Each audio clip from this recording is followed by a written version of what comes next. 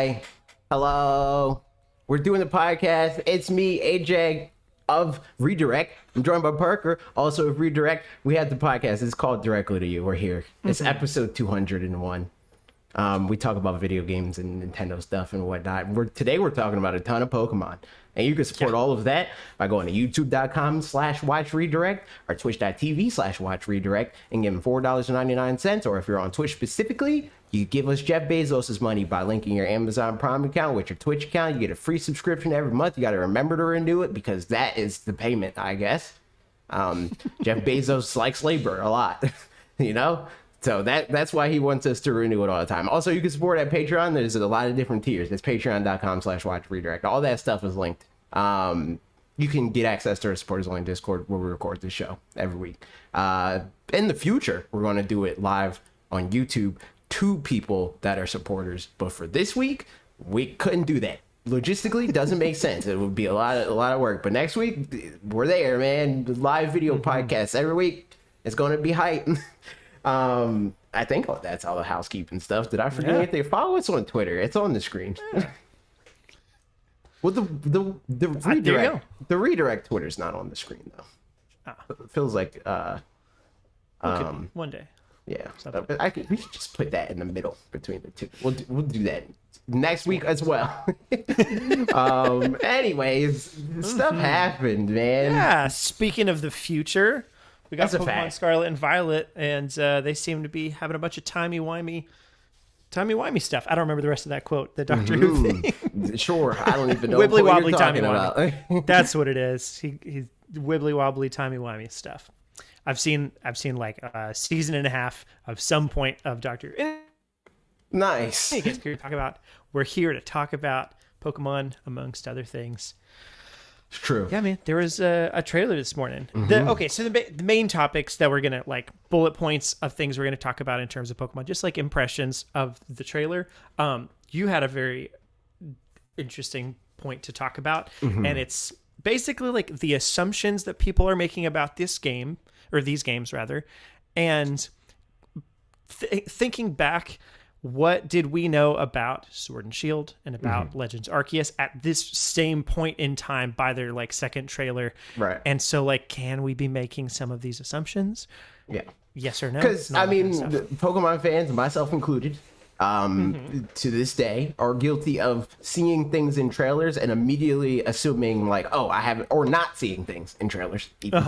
And being like, oh, this isn't here, they took it out immediately, frame one. I did the same thing, and there's recorded evidence of it, of me being like, that really sucks, I'm sad that they took out overworld encounters, and then they were there, you know. So it was like should we be mad about the stuff that people are mad about right now? Because just like cursorily like skimming through the trailers of the past, which we're going to watch them all on the podcast and react and talk about it, there's a lot of stuff that's in the game that did not look like it, or in the games collectively, that did not look like they were when they initially showed the trailers at this point in time. Like they really like the mystery box slowly unraveling process with the Pokemon rollouts.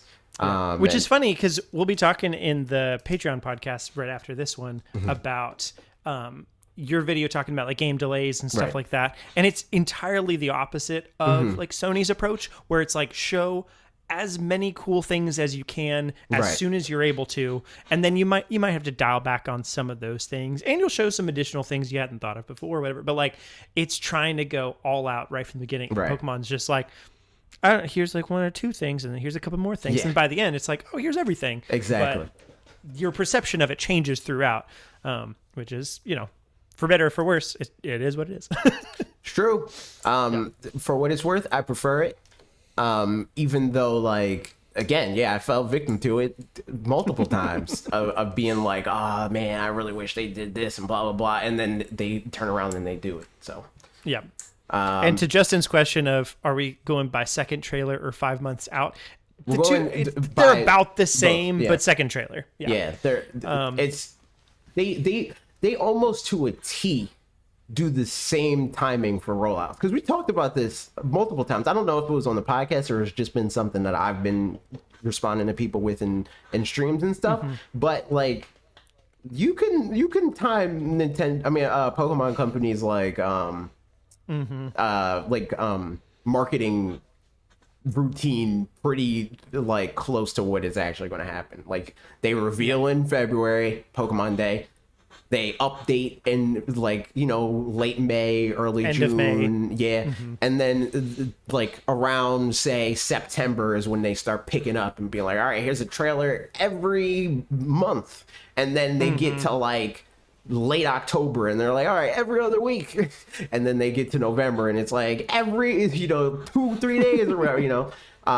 So like they're on pace to be doing that, right? Like we got the reveal in February, we got a new announcement in the start of June, the first day of June. So I mean, yeah, like I feel like looking back on the trailers makes a lot of sense here, because they do seem pretty reliant on precedent, at least in the like sense of the pace of how they reveal things, not necessarily what they reveal though. Right. Yep. No, that makes sense. So yeah, like general thoughts. What do you think, just from when you watched it? What are your thoughts on that, on the trailer? Not like too dissimilar from the first one. I don't know. Like they showed some more things, but like the vibe is very much the same. And so yeah, there's not like a gameplay hook that's particularly changed with. I'll get to that. There's not a gameplay hook that's particularly changed to make me be like, oh, like now I like am even more excited about it. It's kind of like, yeah, I'm still excited about it. I know the multiplayer thing is an interesting bit, and I'm curious to see how that pans out. Even though I typically don't play a whole lot of multiplayer stuff, but like, I don't know if Ashley and I both get it, and if what the multiplayer is like, we can play side by side or something like that would be really neat. Because yeah, when we were playing Pokemon Legends Arceus, it was very much.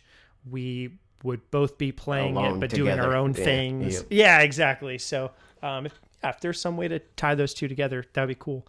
Yeah, and like the new Pokemon that we saw were neat. We'll talk more about like all these things in detail, but overall, my general impression was, it's more of the game that I was already pretty excited to play. So curious to just see how the rest of the rollout is. So I streamed me watching it. And like my first like immediate reaction was like, this is neat, but then once I like scrolled through, because I wasn't like, I'm looking at chat, I'm like gauging their reactions and stuff like that. I wasn't like reading the text in the trailer until I went back and I like scrubbed through it again and like looked for stuff that I wanted more clarification on, because there was just like, even without the text, there was stuff of like the multiplayer, right, where there was the player character that walked up to your player character and they wave at you, and I'm like, that's weird, like that's not like an NPC thing. That seems like that's a person. So then I went back through and it just straight up says that you can bring in 3 friends to play the game, and I was like, oh shoot, that's dope, because it's just the next level of Dynamax adventures, which I think tracks with what we've been saying about like their trajectory through improving Pokemon. Like they introduce things, they see if they stick, and then they try to elevate those individual things. And that alone, like this feature right here, feels like it's indicative of that for sure. And I think it's a smart feature to go and to double down on, because it's the thing that people always want, like everybody's always talking about the Pokemon MMORPG dream, like you want to be Ash, you want to have your Brock and Misty hanging around and whatnot, right? Also, it's funny and it's perfect, because there's the whole thing about like, for people that hang out on our streams and stuff, there's a whole bit that like Youthert is going to play Pokemon with me, and it's going to be her first Pokemon game, and she can literally just play the game and we're in the same instance of the world. So it's like, before it was just going to be a thing of like her playing the game and her being like, what do I do? And I'm like, press this or whatever. But like literally being in the same game world and be like, you should catch this one, that sort of thing. Should be fun. It makes me wonder too, like, can you do double battles together, for example, or like certain things? I don't know. What all is the interaction between player characters? Battling each other. I was watching you on stream for some of the bit, and that was something you were talking about. I was like, go out and catch some stuff, and then like level up by fighting each other. Like that's the thing that I'm like. Cool.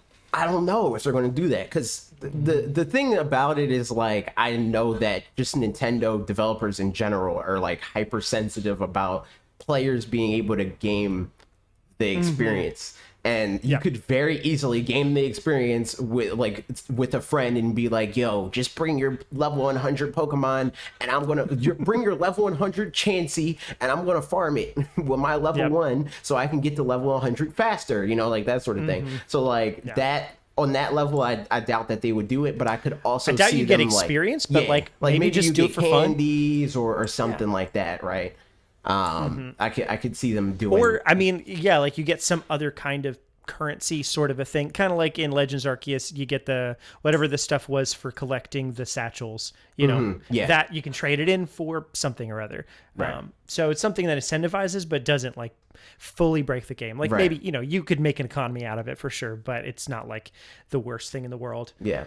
I think the big thing that I'm just not getting my hopes up about it too much on the front end, but is the thing that'll make it super exciting versus kind of like the same just regular excitement level, is what the open world means. You know, if it really is that whole, I mean, from the marketing, it seems to suggest this. Again, I'm just not getting my hopes up, but it seems to suggest go to anywhere, go to any gym, and it'll do the whole like, oh, you only got one badge, or you don't have any badges. All right, I'm going to grab 2 of my Pokemon and they're going to be this level versus, you know, that kind of a thing.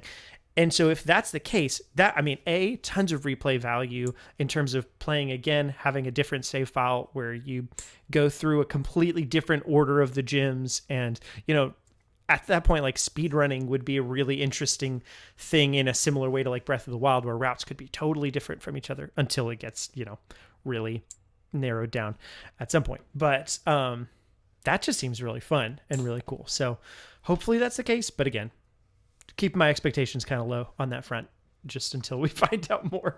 It's true. You can't see it because Discord is dumb, but I'm on the official website right now and I'm just scrolling through it and looking at that stuff. Yeah, like I read through this on stream. So like there's stuff about it that does sound like the open world is going to be like Breath of the Wild-esque in the sense that like the story is very out of your way, and you can experience it when you go to whatever place. Like they don't really talk about how they're going to do it, but just the verbiage is very it alludes to that pretty heavily, I think, about the openness and like go to where you want when you want sort of situation, right? So that's definitely promising, at the very least. So the one thing we did find out from this, and because I was going to say based off that, like I wonder what that means for story things and like how that progresses, and maybe it's just that like after you complete your second badge, this event happens, you know, and it's just like there still are checkpoints regardless of where they are location wise. They can just, you know, happen wherever. You just run into somebody, the same person you'd run into at whatever point in time. Right. So like probably that works out fairly well. All that to say, the story bits, one thing we definitely found out about in this trailer was everybody's pointing out the past and future thing that like Sada, the girl trainer, is Posada, so past, and you're talking about the Futuro. You're talking future. about the professor, the girl professors. professor. That's what I meant to say. I'm sorry. Yeah, the professors that look like just models, you know? Yeah, that's a fact. What a time to be alive. Sada has like a cavewoman situation going on, and Turo's like he's a himbo. Yeah, he's like very much so.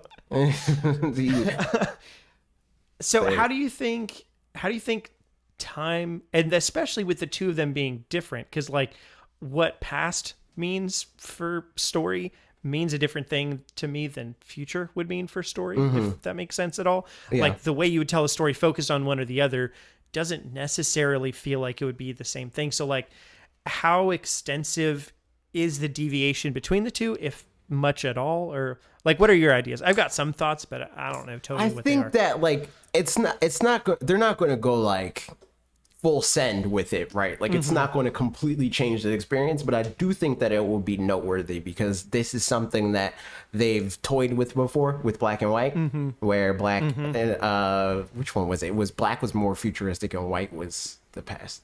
Or no, the other way around. It was the white legendary. That's what I'm thinking. White was more futuristic and black was the past. But in that game, it was like there was a town that was different, and then there was like the like post game town was also different. And then so I think there's like kind certain, of like gym leaders swapped out and stuff like that, right?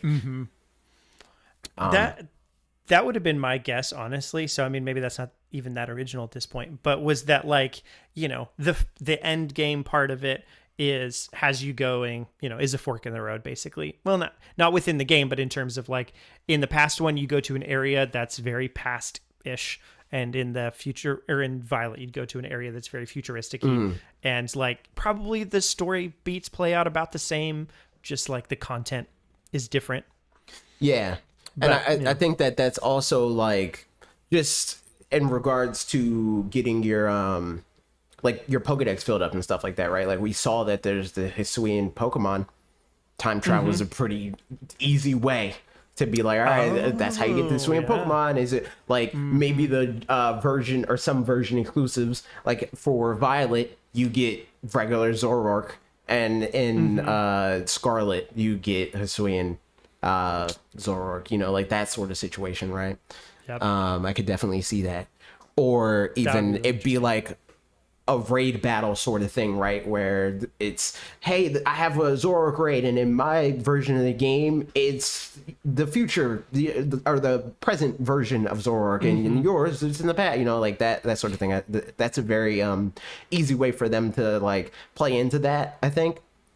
Yeah. My question though is, I wonder if they're going to play with variants in that sense, right? What if they do regional variants and there's a past version of the regional variant and a future version of the regional variant? Like that could be I think that would be super cool. That would, I don't even know which ones those would be, but like especially if there's something where like it's kind of, I mean, yeah, like the Hisuian Voltorb, for example, you know, that kind of a thing where the past version of Klinklang, is that the right name for the Pokemon? No. The one that's like the gears. Yeah, that's Klinklang. Okay, and Clank and Clang. that's the ones. Yeah.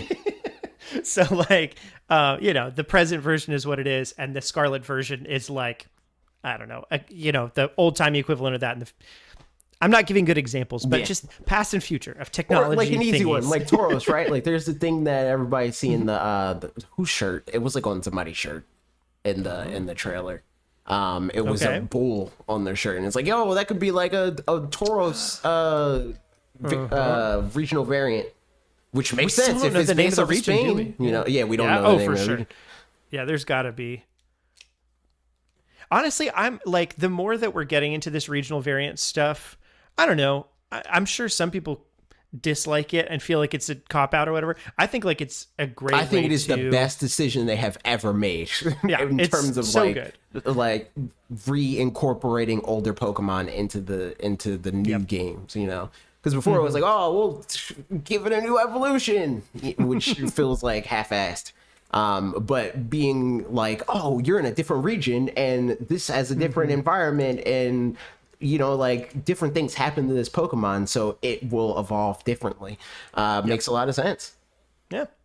And like, it's just a good way to, you know, like, I don't know, you make a video or a song or whatever, and then 2 years later you go back and you're like, man, I wish I'd done this differently. Like this, it was cool like it was, but what if you done this? And like, then you don't have to try to create a whole different thing using those ideas. You can just repurpose it, but with just the cool new ideas bit that's different. And like, that's super cool. Yeah, that makes a lot of sense. So, I'm trying to find I'm curious to in here. I'm trying to find that image. Oh, here it is. I found it. Thing. I found this. Good job. It's on the website, and you scroll through the page. They explore the world of Pokemon one. It's on this youngster's shirt. There's like a bull right here. People that are watching on youtube.com/directly to you can see it. But everybody else, because Discord is dumb, cannot. But yeah. that's what people are saying. Like, this might be a regional variant or whatever. But also, speaking of what other people are talking about, do you have any specific like theories and stuff like that? Like, I know that people are talking about like not necessarily theories, but they're like reading into the meanings of like Koraidon and Miraidon. How Okay, that's, like, so that's also past and future. Yeah, I mean, so definitely that, but have we figured out any sense of the etymology of their names? Like what Korai and Morai I think mean? Korai is like ancient or something like that, and Okay. Mirai is future Interesting. and Okay. Japanese though. So the professors' names, they're Spanish, right? Yep. Yeah. Yeah, they're Spanish, but the legendaries' names are Japanese. Interesting. So here's I totally forgot what it was. I don't know. Yeah, go ahead and say your stuff, and then I'll come back to mine whenever I remember it. I was just gonna say, I was like looking at there. Apparently, there was like some sort of rumor or whatever, or like a rumored quote unquote leak of talking about like the legendaries and how like they have like rideable forms or something like that. And the fact that they kind of have like tire vibes on their chest kind of plays into that. So like maybe that's like a Breath of the Wild end game sort of deal. Oh, that's interesting. I don't know that I would love that. That feels unsettling. Like it being, I don't know. It's weird. But I do remember the thing that I was going to say is that like, we were talking about what types they would be. I've thought about it more. And like, I think the easy option is that they're at least part dragon type, like you talked about on stream too. So, that otherwise, I still think it would be cool if this was the game where they introduced a new type, and they both, to me, make sense as a sound type, just from their like something about the like the big, the thing on their chest looks kind of like, I don't know. They give me wheel vibes. I don't know. Yeah, it does give wheel vibes. The other thing it gives is kind of like you puffed up your chest to like, I don't know, scream loud or something. Kind of like a, sort of reminds me of, Toxel's evolution. Toxtricity, but I don't know. Yeah, so I think that would be cool, but also very much not necessary or anything like that. I feel like both of these are going to be dragon of some kind. Like maybe like Dragon Ground, Dragon Fire, something like that. I was going to say Dragon Ground makes sense. And then like Dragon Electric for Miraidon, I think. Yeah. Or like maybe they throw a curveball and it's like Dragon Steel or Electric Steel for Miraidon. Yeah, true. But I would be surprised if they're not both dragon, because they both look like they're dragons. Yeah, for sure. Or like salamanders, but usually that equates to dragon in Pokemon world. True. Justin said Scarlet's a motorcycle, Violet's a jet, or something with jet engines. So yeah. Yeah. Interesting. So the only thing, Justin said, I hope they don't do sound because I feel like it falls back to the old physical/special setup. I watched Wolfie VGC video on like introducing the sound type and stuff like that. And the thing that I thought was most interesting from all of it, that pointing towards it maybe being a thing, is that there are already moves that are technically sound type. Right. Like it is a characteristic of things, which I was not aware of. Like I knew that there were moves Boom that Burst and Supersonic and that sort of stuff. I knew that those moves existed in terms of like their names. But you didn't know they had like theming, individual properties. Exactly. Yeah. So that's the thing where like I could see that being a slow rollout to eventually being like, and now here's all the stuff. But I could also see it not being the case. And it is very even with them having 18 and stuff like that, which is I don't know, even number 19 feels a little bit odd, but still would be cool. That's all. Yeah. I think that if they do that, though, I would be surprised for both of them to be that, Yes, I kind of agree. And then I would also at the same time be surprised if they weren't both that, because it's like, oh, but now you get to have the one that's not the cool new type or whatever. True. So it's like, it's kind of a lose-lose. Right. Yep. Grant, we're neither one of the Pokemon in X and Y were fairy. No, yeah, one of them was. Freaking Xerneas is fairy. Oh, yeah. So Xerneas, yeah. I mean, there's precedent. Okay. There's precedent. I was like, wait, is Xerneas like psychic or something? But no, What types of Veltal? Dark flying. Ah, makes sense. But if we have nothing else about this specifically, we can get into the thing. Sure. And then we also 99% of our Q&A. Well, not true. Yeah, most of our Q&A is all Pokemon stuff. Do we want to do the? Let's do this first, and then finish up with the Q&A portion of Pokemon things. So I'm gonna go in the thing, and then we're gonna start. I already sent you the playlist, right? You did. Yep. So start with the first Scarlet and Violet trailer. Okay. Yep. Are we starting way from the beginning or skipping into where gameplay starts? We can, let's skip to where gameplay starts, and then we'll wait, and then I say just to keep it as smooth as possible, since we can't see each other's screens, we just watch it all the way through, and then we'll talk about it from through there, Granted, I don't know if there's going to be a lot to say about this trailer because we just saw it, this is a recent trailer. We know what they announced in this, and it doesn't directly call back to anything that we can offhand say about the other trailers. So we'll just watch through this, and then if there's anything that comes to mind, I guess we can talk about it, and then go directly into the next one on the list. Yeah, that makes sense. So it starts at 1 minute 20 seconds is where the actual gameplay is. Hold on. I got the white screen, and now I'm off the white screen, and I paused it. Cool. I'm ready to go. So let's go and go. 3, 2, 1, go. 3, 2, 1, go.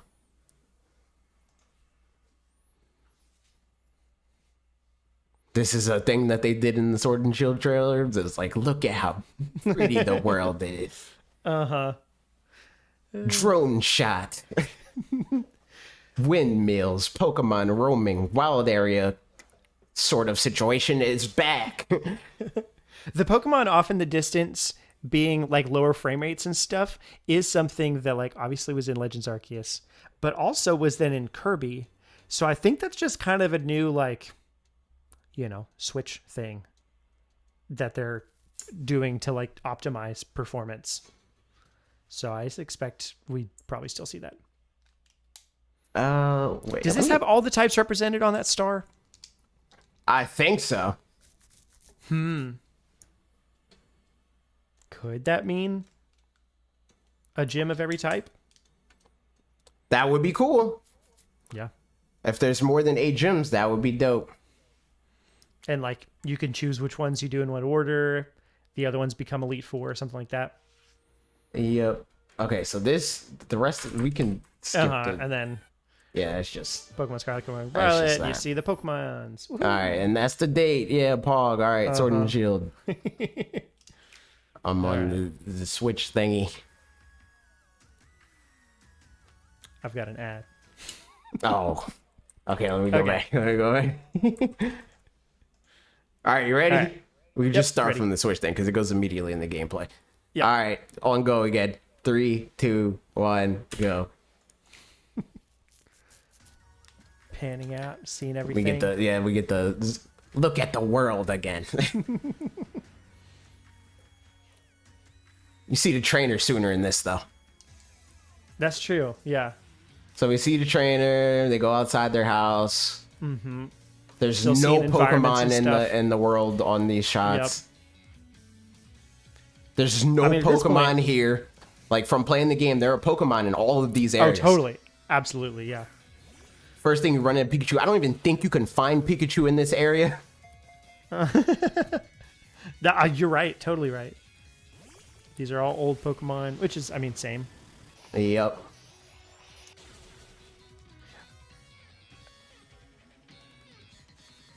And the camera pans here were kind of tricky because that's not true. Mm-hmm.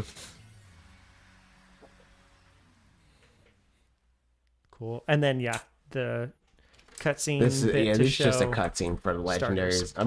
Did they do the legendaries on this? No, this one's just for the starters. No, they didn't show that. So that tracks with this. That's just the same formula basically. And then the next one is Arceus, which there's less entirely new stuff in terms of that. Do you have it pulled up or is it an act? I do. Yeah. It's ready. Okay, I'm gonna go. Okay. Okay, so it's just a Pokeball. I don't care about anything that she's saying, so I'm just gonna go through here and look at the gameplay. All right, I'm on the shot of like you see Piplup, and they're walking with the Bidoof, and Yeah. Look at walk those through that. boobs. So you see a trainer. They're in the what is this place called? Fieldlands, the Obsidian Fieldlands. For what it's worth, this one, I mean, it's, it's missing a bunch of the pieces, the elements that are there, but it is showing gameplay a lot more accurately from the get-go. I feel like still. So I feel like for this one, they kind of did the equivalent of what they did in Scarlet and Violet, where they're like, here's multiplayer. That's the new thing. And in this game, like with this reveal, they're like, you can throw Pokeballs in the overworld. That's the new thing. But everything else is kind of cut in a way that it looks like it could just be normal. Like the battles just look normal. You don't see anything about like the trainer dodging out of the way of attacks during the battles, and you don't see stuff about like the menu and how that interacts and all that.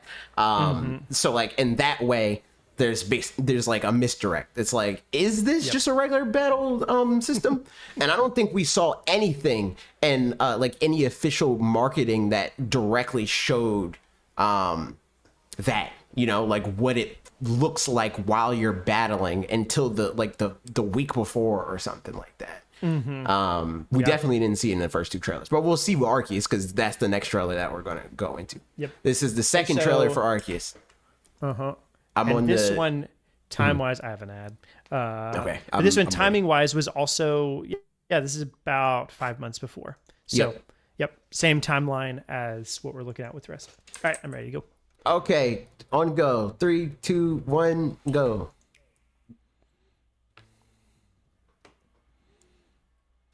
Stuff about freaking Pokemon and humans' lives. Obsidian Fieldlands again. We see Starly and Bidoof walking in the field. Yep, I mean, it shows the environment pretty well. Right. Similar situation to what we saw in the first trailer, where it's like, here's Pokemon in the overworld. There you see the trainer walk up to the Pokemon. Weird First reveal of Weird, but not as like the ride Pokemon, as like the boss sort of situation. See more of the town a little bit later when there's like more people in it.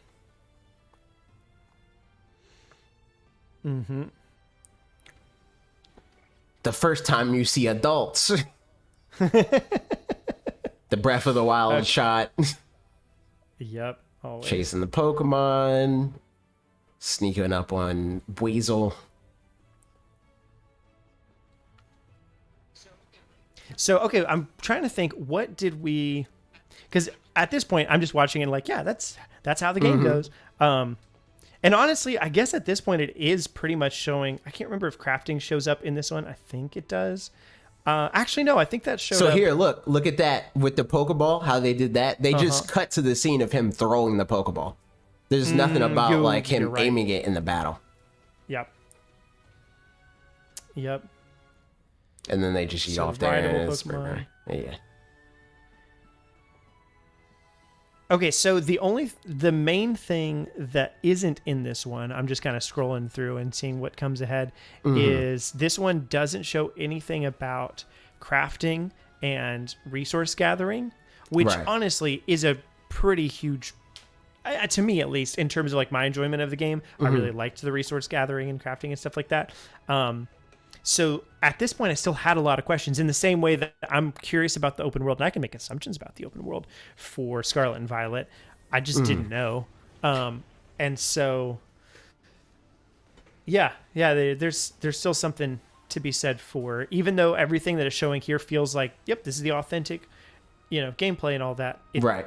It was still missing. It's things that are missing. Like, we'll get to it in a little bit, but there's like a Trev. Specifically, like he's like kind of sad that the fluidity of Arceus doesn't seem to be there. But the fluidity of Arceus isn't in these trailers. It's not. Like yeah. you don't see anything about like, oh, I'm like on Weirdeer and I want to fly, so I'm going to jump off of Weirdeer and then I'm going to like immediately transition into Braviary and fly like that, right? Like they like, it's very jump cutty. It's like, okay, I'm here and then it cuts and I'm there. I want to throw a Pokeball. So I'm in a battle and then it cuts out of the battle and the Pokeball is in the air heading towards the Pokemon. You know, it's not, you never see like the trainer pull the Pokeball out and aim the Pokeball while they're in the battle. You know, it doesn't transition in that way. So let's go to the next Sword and Shield thing. Do you have an ad? I do. 3 seconds and okay. Ready to go. 3, 2, 1, go. So okay, this one's from June 5th. Which similar time frame, 4 days 4 days later. Yep. Yeah, exactly.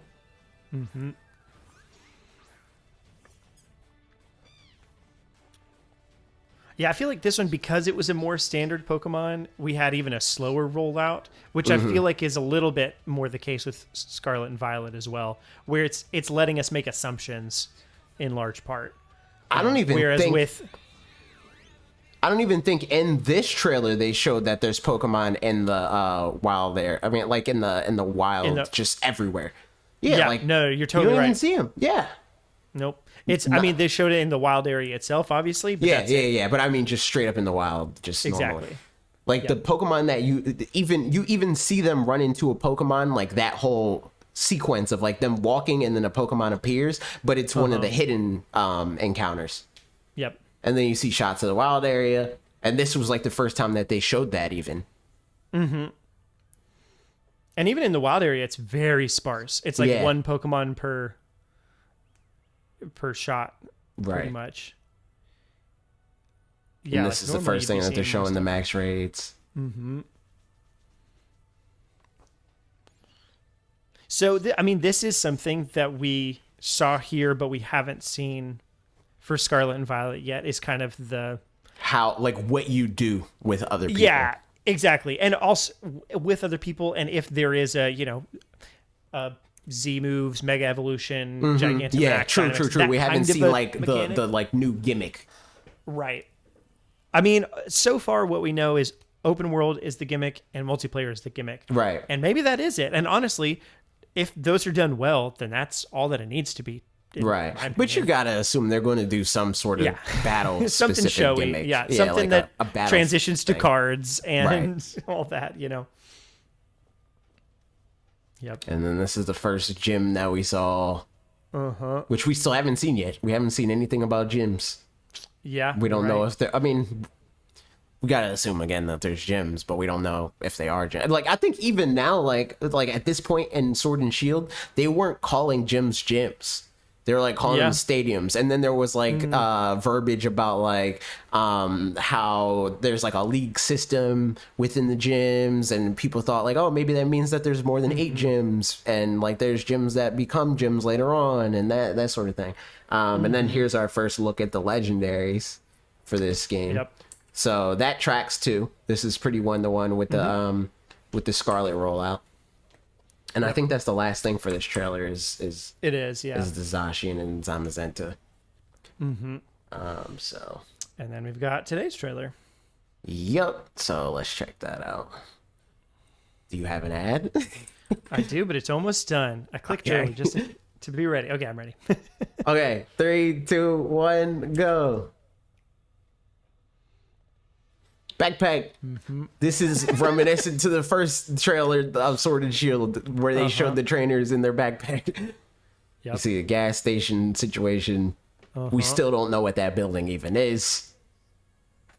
Another like sky shot of the world. Professors. We didn't see the professor for that's true. For Sword and Shield. We saw Sonya. Not until who becomes the professor kinda later. That said, I think that arm thing, like that, what is... He's probably the new mechanic. Yep. Yeah. I remember you saying that. I agree. And she's got one of those arm things, and we don't yet. Yep. The power of science is amazing. That's what that guy said. Okay, True. so connecting with friends. Yeah, they're near the gas station. So I think the gas station Pokemon Center thing has something to do with that. I think like you Gotcha. you like go there and you're like, yo, I want my friends to come through, and then they can enter into your game. Yep. It is interesting to me that when they showed these 4 players are playing together, they intentionally made them be as far away as possible, which kind of, to me, I don't know. Says that you can just go and do what you want. Like that's what it feels like. It feels like almost like Animal Crossing, but hopefully with a little bit more freedom than that. Because like you can be in like your world and I can just yeet. You know, I can go wherever I want. I just can't really do that much. Yeah. So this is, I'm guessing, them trading? Yeah, they're trading. Cool. So I would assume, again, next to the gas station. like bare minimum, you can do that sort of stuff, right? And since it's 4 people, like you can probably do like single battles, double battles, multi battles, 2v2, you know, like that sort of thing. And then you can trade. Like I feel like that's the bare minimum. But what were else those can things? we do? When we go back, I'm going to go back just a little bit to where like those flags were. So okay, it's about 1 minute and 55 seconds right after Talonflame. Okay, I'm on Gengar, so I'll just wait. So we see a stadium with a windmill. That looks like, you know, maybe a grass gym or something like that. Okay, I see the flag with the dragon. There's those, and so I don't know what those are about. And then right after that, there's a ground like earthquake thing, but yeah, like what is that? Right. And it shows the 3 of them like next to each other. It makes it seem like these are 3 different gyms. But yeah, because one of them has a tower situation coming out. I don't know. It's interesting. They did the Breath of the Wild shot again, and it's with Yep, Pikachu they standing by his side, and then we see the legendary. The legendary. So yeah, like I don't know. I feel like at least with the conclusions that people are drawing, where it's like, oh, this feature is definitely not there. We're not at the point where we can say that. Because they really just show what they feel like it's key to a new game, I think. Where they don't usually like lead with like, oh, that old thing you like is back, like we saw with Sword and Shield. Although that said, I think following Pokemon seems like it's back in here. That's Pikachu's back. following. Right, Pikachu's that's following, nice. and then there was like other Pokemon that were like following at some point too. Oh, nice! I hadn't even noticed. Oh, it was the starters. Is this Like Venonat? there was the multiplayer situation where they were like at the crossroads, and then they like had the starter Pokemon following them. You're totally right. You know? So I think Nice. that's like a hard confirmation of that. So like there's just like certain things that I don't even think in like late game of the marketing cycle they usually confirm that. I know Trev is worried about, like he said he would be super disappointed if they don't have overworld Chinese, and they never show that. they didn't even show that in like Let's Go, where I feel like that's probably the game that is like the most important in, because it has the least amount of content. Like it probably even has less content than Arceus in terms of like what other things that you can do besides just doing the campaign. So like I probably spent as much time shiny hunting in Let's Go than I did just playing the everything game. else. Yeah. Yeah. Trev did say the Breath of the Wild shot hasn't once failed them yet, to be fair. That's a fact.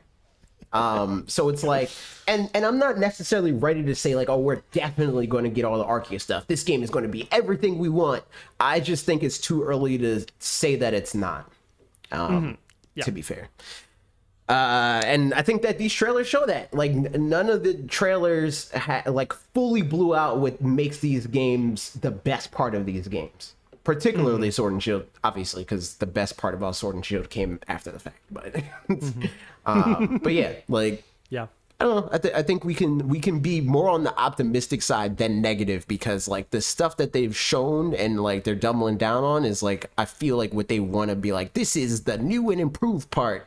And if they do, and there was other thing that I was talking about on stream about like this detail about the rival character that I think is like weird to include unless they have like the Arceus situation. Like they could do the I know Trev said something about it could just be a tongue-in-cheek like reference to Arceus, which wouldn't be like foreign for Pokemon Company to do, but I just feel like it's kind of early on for them to do that with the limited amount of things that they revealed about this character. For that, the only thing that they do to be like small detail about this character to be like an Easter egg, you know? Is it, you mean where they say, are you these three's trainers? No. So I'm on the website. What part are you talking about? Nemona, the like blurb on the website says, your friend Nemona has a sunny and energetic disposition, and she absolutely loves Pokemon battles. She's an experienced Pokemon trainer and serves as a reliable guide for you on your adventures. She has undisputed skill in battle, though it does also seem that she's not the best at throwing Pokeballs. So if you're just throwing Pokeballs the normal way, and you just go into the menu, A button. Why is she bad at that? How are we going to see that? Where are they going to show that, right? But they can easily show that as being a part of her character if the way that we throw Pokeballs is the same as it is in Arceus. Yep. I mean, and especially because in Arceus, that's like a whole plot point is the fact like, wow, you're really good at catching Pokemon and none of us are. And so we're all going to die out here, but you could save the universe. Facts. Person from the future. Wait a minute. That person's from the future or from, in Legends Arceus. Maybe this ties back into Legends Arceus. True. Maybe she's somebody that's actually from the past. Maybe she's from the past, and that's why she's bad at throwing Pokeballs. Maybe that's why. That could be a thing. If that's right, we get a lot of points or something. It's true. Give us the Game Explain channel. That's the one. Yep. So yeah, no, it looks, it looks cool. I'm excited about it and I'm looking forward to play it. We have a bunch of Q&A questions that are specifically about this game. So we're just going to start getting into these and going to talk about a bunch of things. Trev asked, there's potentially a lot to be disheartened by with the new trailer, but what was your biggest positive takeaway? Multiplayer, free. Because it is what I think makes Pokemon. Like, that is the thing that separates it from just being like a subpar JRPG.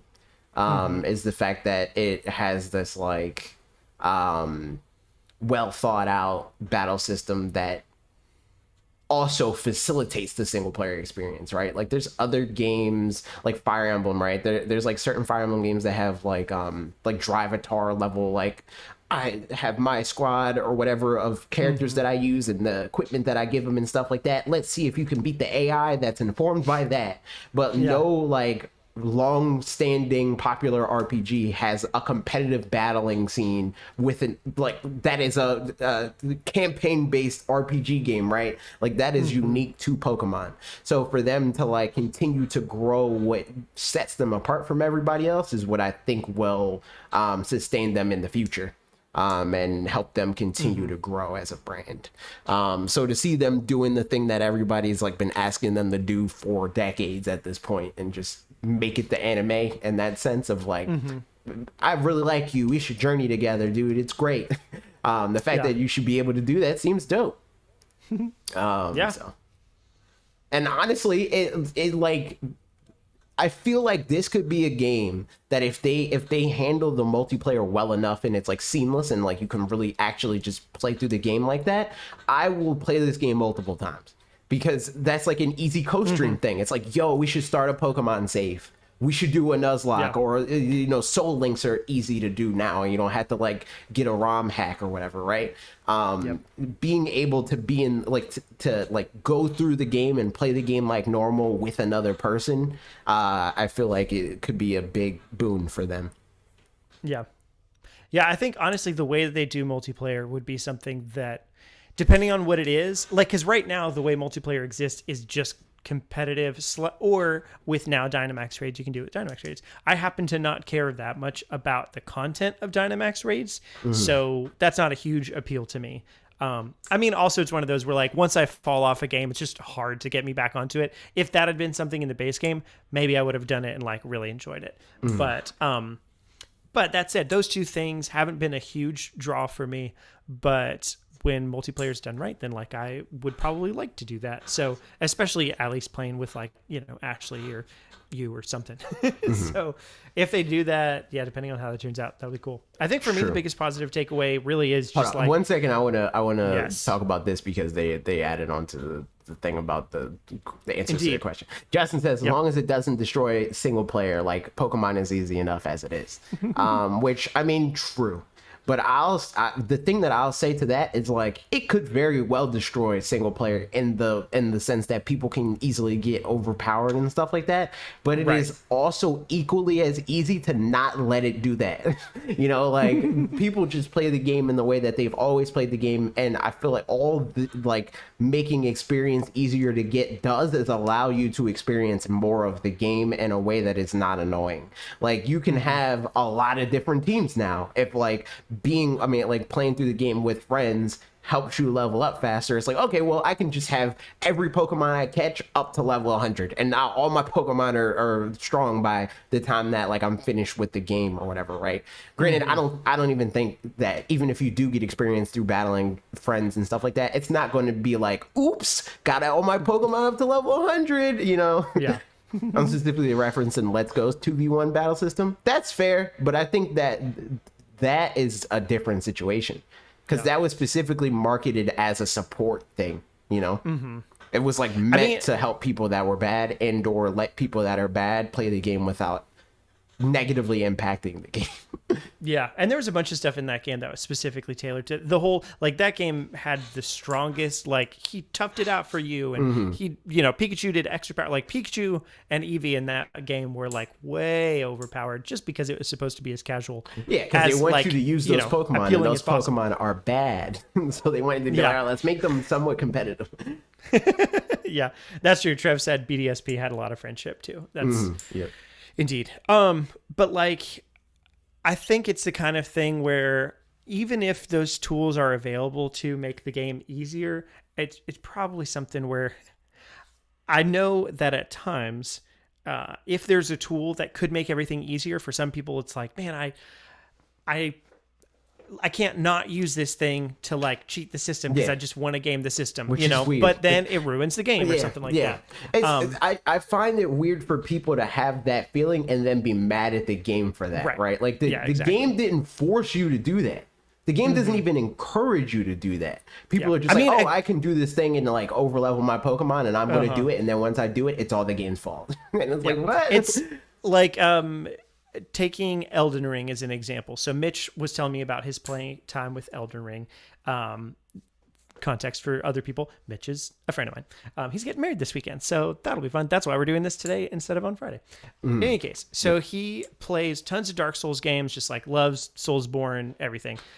So when he played Elden Ring, and like he could tell that the game was balanced for like having summons and for certain things and like using certain spells or doing whatever things that would make your time easier. And therefore some of the enemies were like way more punishing in a way that like getting good was just like technically possible, but really the game was trying to say like, just go level up some and then come back when you've got some more things and then you can do it there.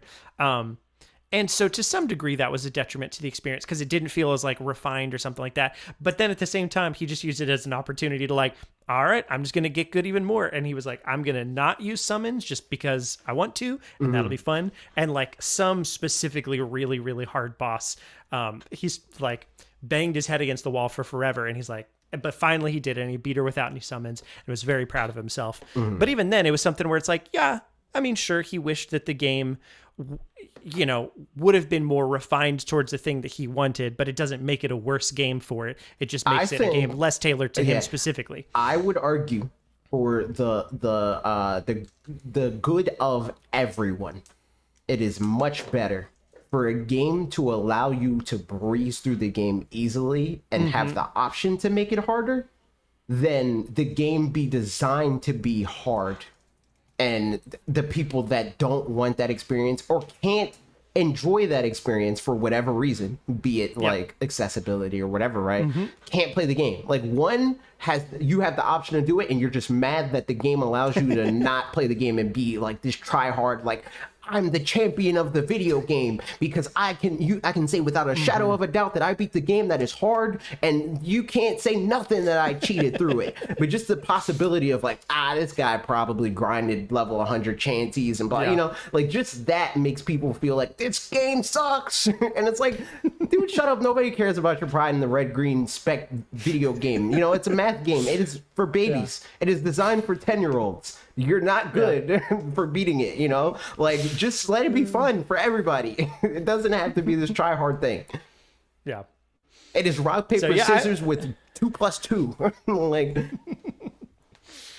Yeah, I am curious how that all pans out, and like as long as it's still fun for all these, because it's true. Like I think to Justin's point in Let's Go, if you wanted to play as 2 players, and it's 2 players that have played Pokemon before, it does take the fun out of it. Like it's just like okay, you're just winning too much. But like hopefully as long as but it didn't break the single player. I'd say it's just like the multiplayer or the co-op was unbalanced. The thing is like I don't feel like it's specifically designed to play together in that way.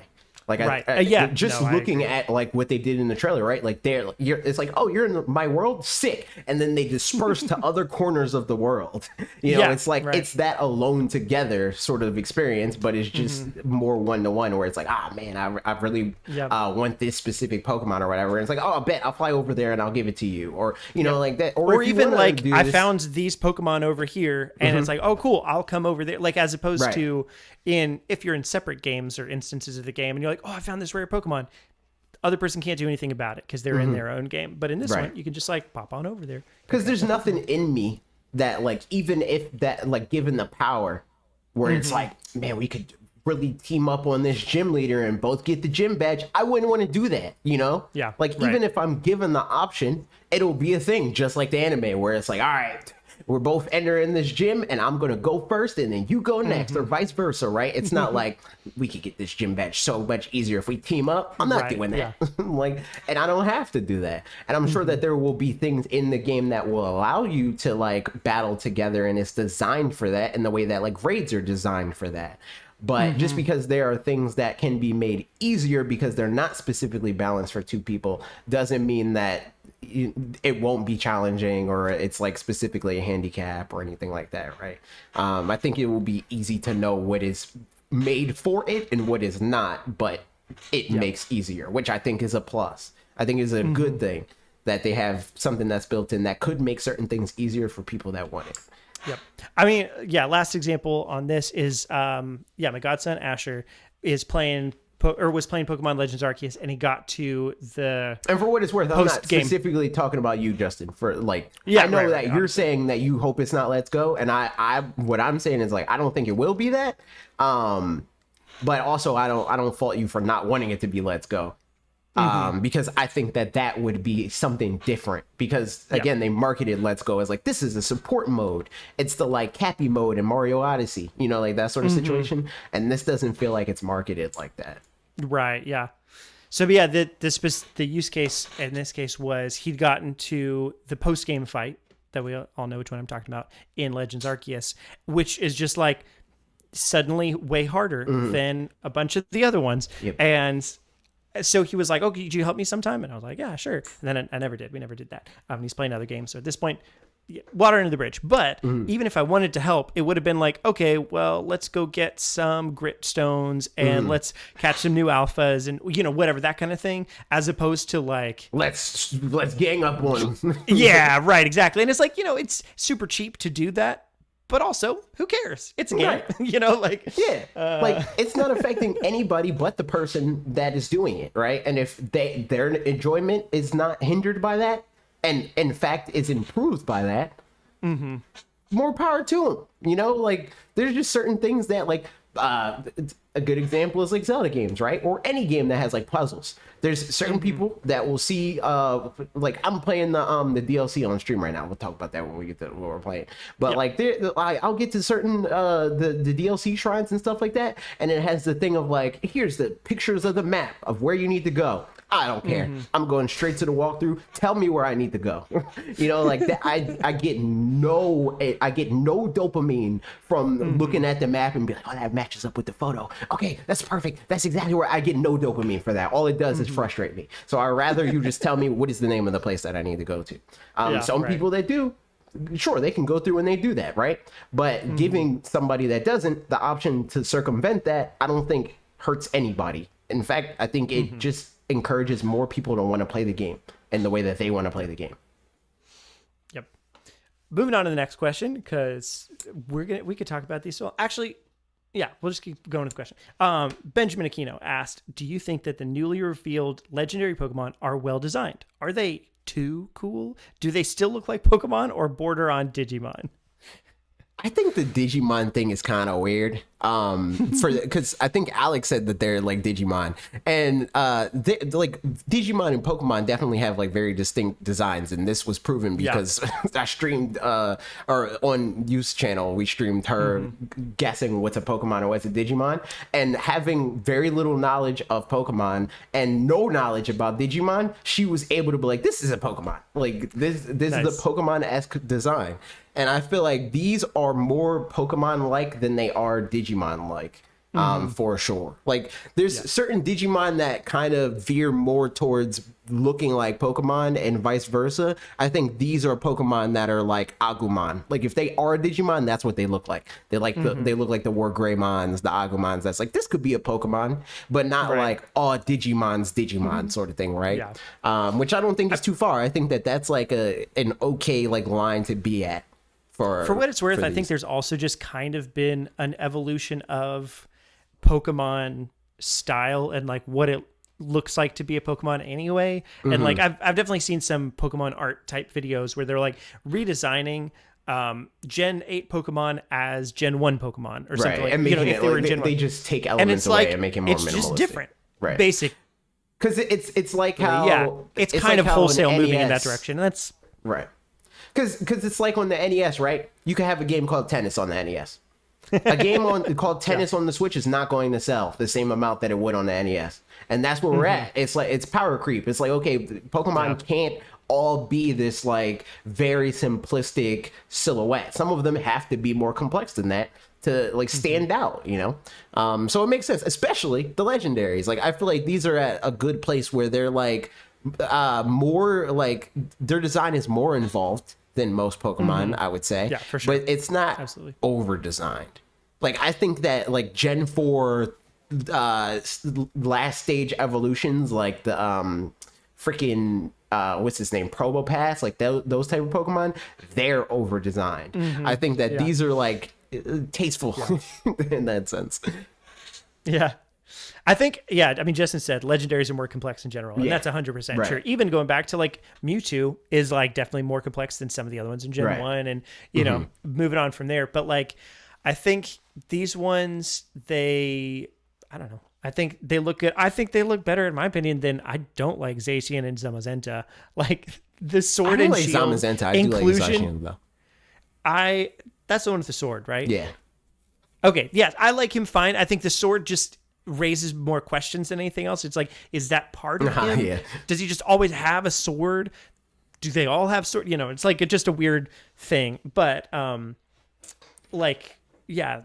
that whole thing. These ones, I don't know. Yeah, I think they're nice. I think the thing about Pokemon that like tells me like whether they're Pokemon or not is, could this pass the who's that Pokemon test? If I silhouetted this out a year from now, would I be able to guess what this Pokemon is? And I think that I definitely would be able to guess these two Pokemon. Like, they have iconic enough designs. They're not too complicated where it's like, oh, this thing, like, I couldn't tell that this was this Pokemon because I couldn't see this specific scale, or like we talked about this sort of thing, like when we were doing the rebrand. This is like a Patreon-esque type of conversation now for this, but you would hear me a lot talk about like, I want our logo to be stampable.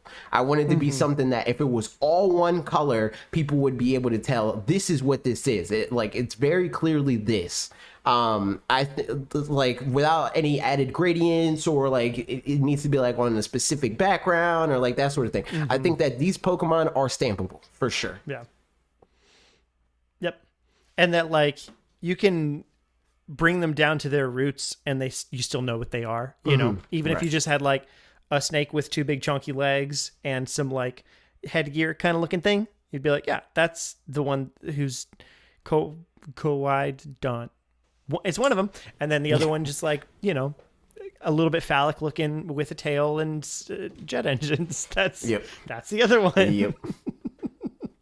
So yeah, there you go. That said, I think that this is the first time in a long time that I've liked both of the legendaries, which is I'm happy about. And all of the starters, honestly. Yeah, true. True. I like all 3 of the starters. I like both of the legendaries.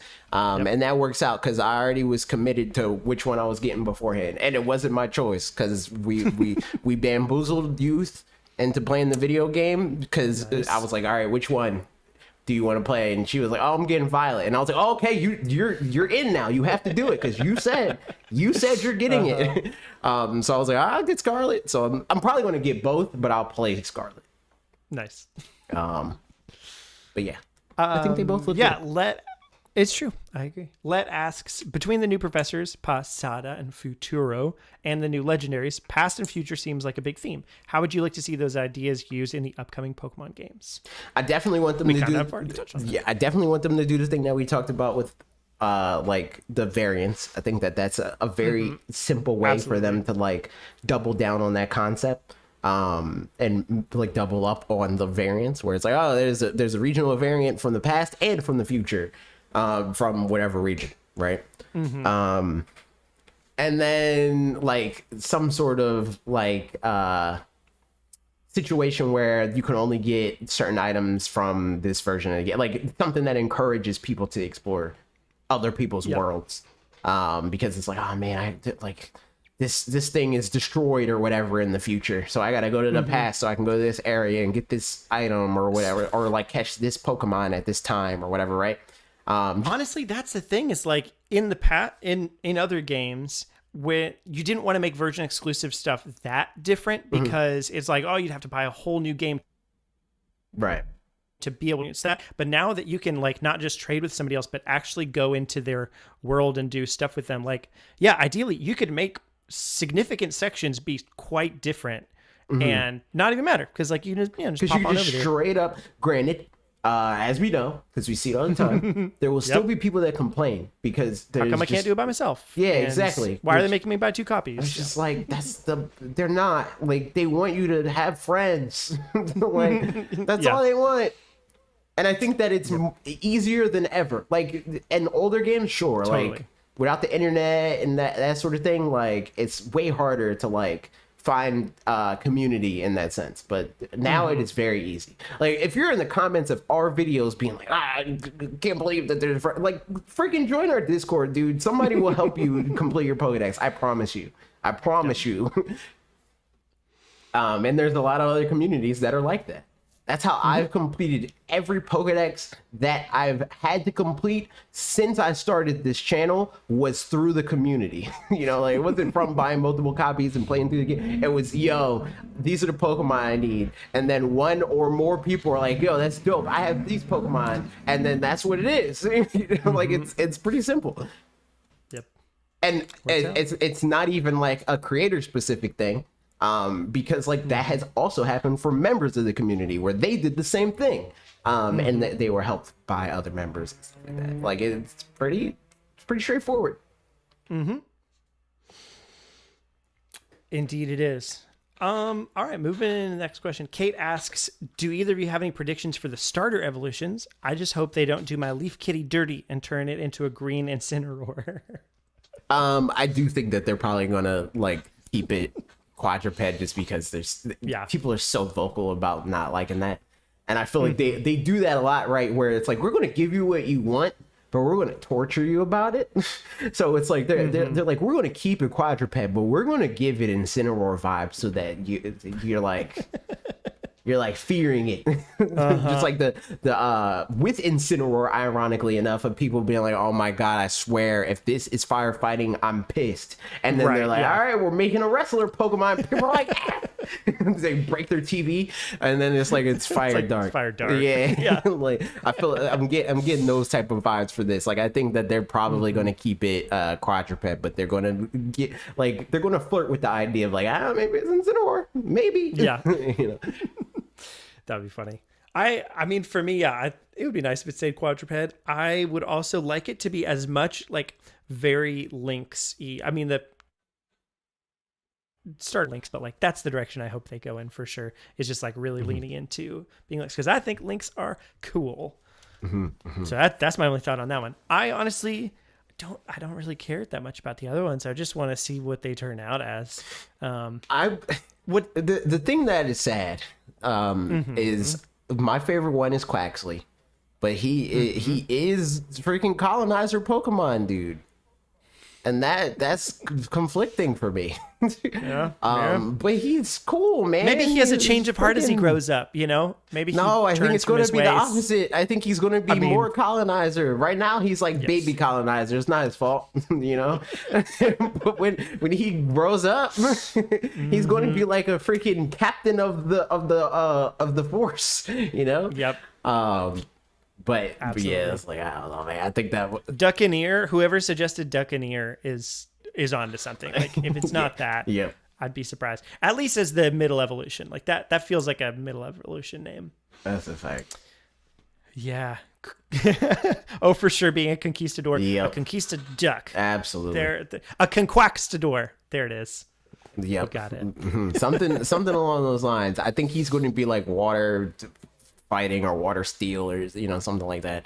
Granted, I'll also say what I do want for this line, as I always want in all the lines, because I think it's a neat concept. Double triangle. Is the inverse one though, like the Pokemon that is strong against a Pokemon and its first evolution gets a secondary type that makes that strong against one of those two types. So any starter Pokemon you face with whatever starter Pokemon has a way that is stabbed to beat that Pokemon. I like it. I very much also hope that. And it feels like that's been such an obvious thing to try to do for a while. It's weird that they haven't, but they haven't. So there's a first time for everything. It's true. All right. Discord question. Sardi asks the same question we already talked about before. So do you think the names of the professors referencing past and future mean anything to the story? Sada? Yes, absolutely. Yep. Yeah, for sure.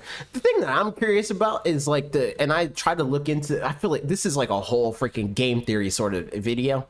But it's not something I want to make because I feel like it will age poorly if it's wrong.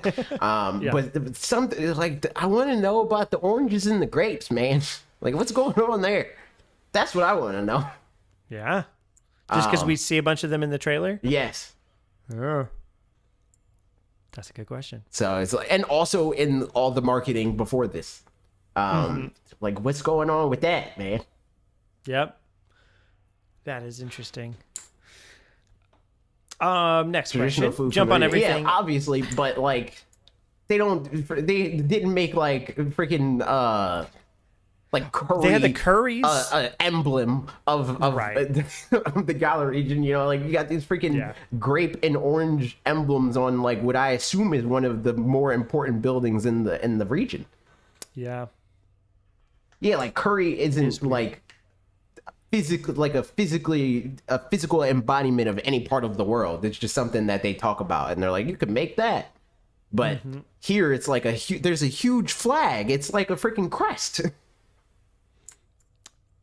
I mean, don't you want your favorite fruit to be your flag and your also crest? On top of that, I didn't see any curry and like being used to like occasionally like tease the game. Like there's freaking there's like grapes and oranges all over the initial trailer of like the opening sequence with the freaking like cop or whatever.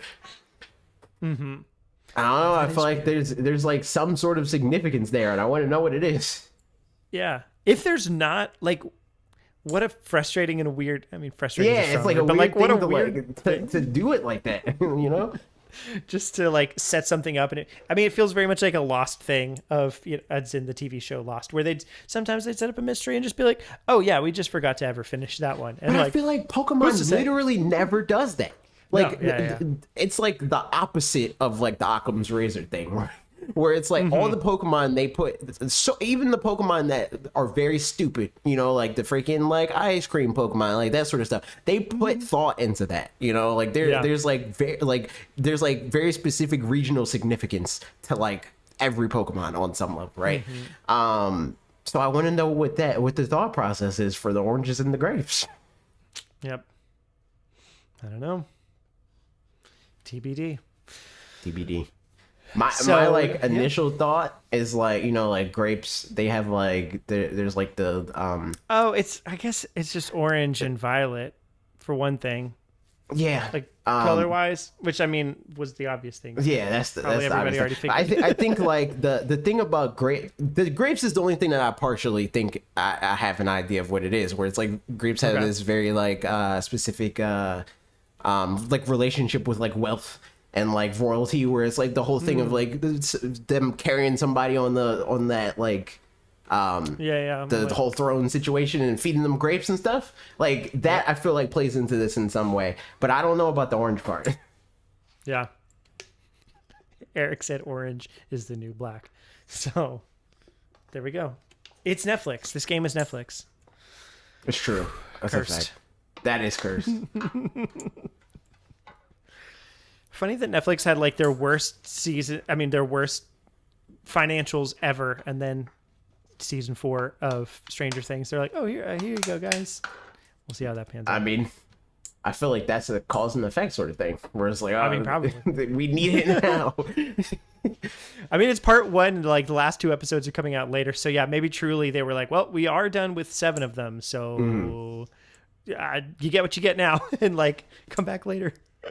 Yes, I agree, Justin. It's we'll talk about it in the Patreon podcast later, but I'm watching Stranger Things, and we've got most of episode 6 and all of episode 7 left, and I want to finish. It's true. I know nothing about Stranger Things, so that should be something we do on the Patreon podcast, as you just explain it all to me. No, okay, you give me Stranger Things so far. Get me caught up. Perfect. I will do a very good job. All right, moving on with the questions, because we still have a bunch. Jump on Everything asked, how much do you think the graphics of Pokemon Scarlet and Violet really matter, since I think most people will buy them anyway, despite them being lacking sometimes? I think almost not at all. Yeah, I think they're how they are now. If that's how it ships, it's fine. You know, I think if anything, like they could only like graphics being better could only help them, but I don't think graphics being the way that they are hurts them, if that makes sense. Like, if they turn around tomorrow and they made the game look like the show, you know, and it's like it's the whole South Park stick of truth thing, and people walk in the room and they're like, "Are you watching South Park?" It's like, "No, I'm playing the video game." If it's like, "Are you watching no, I'm playing it," you know. I think that would sell more copies. I don't think that any like relevant amount of people that are part of the base are not buying it. You know, like my freaking 11-year-old niece is not like, these graphics don't look like Grand Theft Auto 5 on PlayStation 5. I'm not buying this. She doesn't care about that. She just cares that Pikachu's cute. You know, like, so I don't know. I think it could improve. I don't think it hurts. Yep. No, I pretty much exactly agree with that. And like the nice thing with this game, I was going to say this earlier, and then forgot to, is we've already had the national decks, regional decks, Dexit situation happen. Yeah. And like graphics is a thing that people can get mad about. There's tons of things people can get mad about, but like that was definitely like, that's the most personal thing. The regional decks, national decks, like my favorite Pokemon's not going to be in this game. And that's, you know, whatever.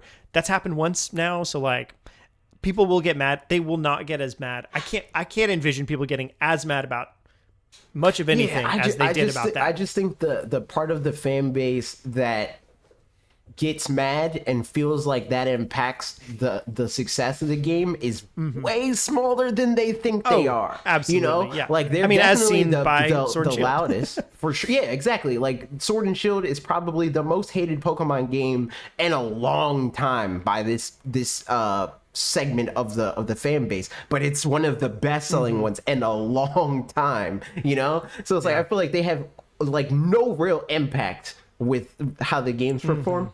I hope that they have an impact with like how Pokemon Company and Game Freak approach the games, because I do want them to like, you know, continue to improve. In the same way that like it's pretty one-to-one with like Zelda, right? Where it's like Skyward Sword sold fine, but the Zelda fans hated it. So the Zelda team took that personally, and they're like, all right, bet we're going to make it better now. You know, I hope that we get that. And I hope that that's partially what this game is them being like, okay, we know that we're not doing as well as we could, you know, so let's improve as we can. And I think hopefully that happens gameplay first. I don't really care about the graphics. I think the graphics are the last thing on my list. Even art style, which I agree with Justin. I don't like the art style of Pokemon. I haven't liked the art style in Pokemon almost ever, to be honest. But because I think it's like super generic. And it kind of always has been. It's like whatever era they were released in, it's like, oh, it looks like Earthbound. Oh, it looks like, you know, it's like that sort of thing. I mean, at this point, it's not too far flung from Nintendo Switch Sports, just, you know, kind of down a notch in terms of fidelity. Justin said, oh no, I like the older art style. I know you did. I didn't. I'm saying I agree with you not liking the art style now, because I also don't particularly like the art style, but I never did, because I always thought that they were like low effort and uninspired and just super similar to their inspiration. They're kind of just moving with the trends. Exactly. I mean, even seen in like the art style for New Pokemon Snap, like the characters specifically, like, I mean, the art style and like the scenery is amazing. The Pokemon look great, and like I'm down for all of that. But like the characters themselves, which is, you know, what some of this is, because the Pokemon in this look fine. I mean, they look generally good. You know, it looks like 3D Pokemon. It's really just the characters that look like super generic. But even in New Pokemon Snap, they look like super generic. Literally, but the better only looking Pokemon characters. game that I can say I wholeheartedly love the art direction of the game is Mystery Dungeon on the Switch. That's literally it. Every other game, it's either fine or it's bad, you know? Like, it's usually fine, you know? It's usually like, it looks like a Pokemon game, that's fine. You know, like, New Pokemon Snap is like, it's probably the best of those, like, it's fine, but I'm not, like, blown away by it, because it's, like, in the direction that I don't think that they should go in. Like, the whole, like, let's try to make it as realistic as we can. No, don't. Yeah. It's a cartoon. I mean, for what it's worth, make it a cartoon. It looks like, thankfully, we're not watching any of these kids shows with Ezra yet, and hopefully we'll never have to. But so many kids shows that are just like the CGI kid shows that it's like super generic. It looks like Code Lyoko. Yeah, sure, that kind of thing. So, yeah, I don't know. It would be nice for them to do something different, but at the same time, it's like it's fairly inoffensive and it's safe. It's safe. Super safe. It's like it gives me the vibe of like, this is something that we don't care about, so we're just going to be safe, you know? Yeah. Which is fine. Like, I'm okay with them being safe, but if they do decide that they eventually care about the art direction, I don't want them to go in hyper realistic. Area. And I don't even particularly want them to do, like, you know, that clip that blew up about that the Japanese I don't know if they're like a modeler specifically or if they're like a indie dev or something like that. But they like made like a Pokemon, like a reimagining of like Gen 1. Okay. Oh yeah. And it was like in the like you know, like the Shigemori kind of like that kind of like the OG games. Like I don't like that art style, but I do think like on the whole that Pokemon games should look more like what Pokemon tells us Pokemon games should look like. You know, like Arceus, when they marketed that game, it looked like very like painterly, you know, like art from like feudal Japan and stuff like that. Make the game look like that, you know? And I feel like that's what they should do here. Like they usually do like the more anime-esque, like it looks like the Pokemon anime literally for the marketing for the game. Like all the assets of the game look like they're out of the anime. Make the game look like that. Yep. Agreed.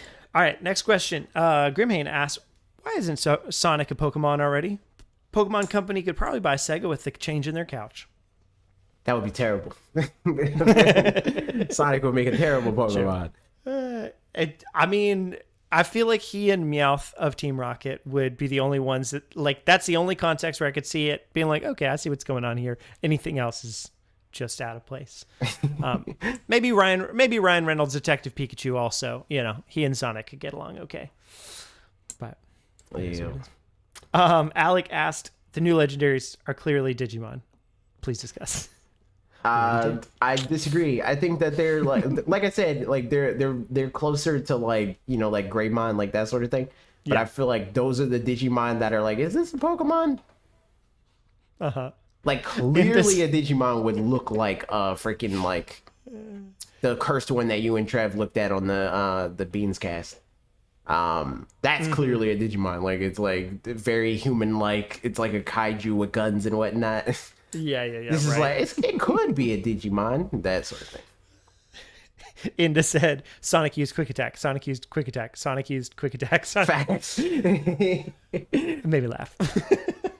AJ named the Pokemon not. You mean a Digimon not named Vmon? Shocked. That's true because he's the only Digimon that matters.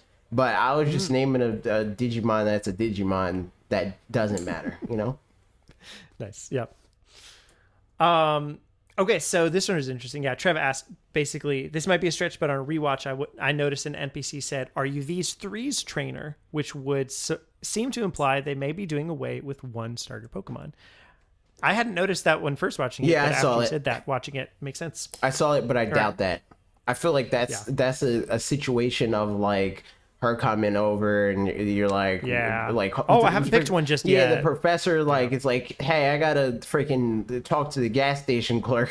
Watch these three, and then she comes over and she's like, yo, these your Pokemon? You're like, nah, man, it's freaking, you know, like this is the professor, and she's like, yeah, whatever, okay, pick one, battle me now, and then you like pick the Pokemon and you battle her, you know, that sort of thing. And the professor comes out like, what the F, man? And you're like, I don't know what to tell you, it's the Pokemon loves me now. And then they're like, okay, you can keep it. I think that's when it happened. I'm sorry I spoiled the beginning of the game for you, but I agree. RPS, based on the trends, is Lechonk the new Bidoof? Also, is AJ hyped for Lechonk? No.